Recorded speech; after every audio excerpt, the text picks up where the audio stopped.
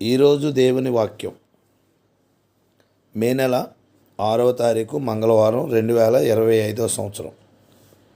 నీ వాక్యములు నా జిహ్వకు ఎంతో మధురములు, అవి నా నోటికి తేనె కంటే తీపిగానున్నవి.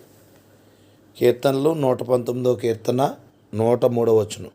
ప్రియమైన వాళ్ళారా, ఈ వాక్యం ద్వారా మనం చూస్తున్న అద్భుతమైన విషయం, దేవుని వాక్యాలు జిహ్వకు అనగా నాలుకకు మధురములని.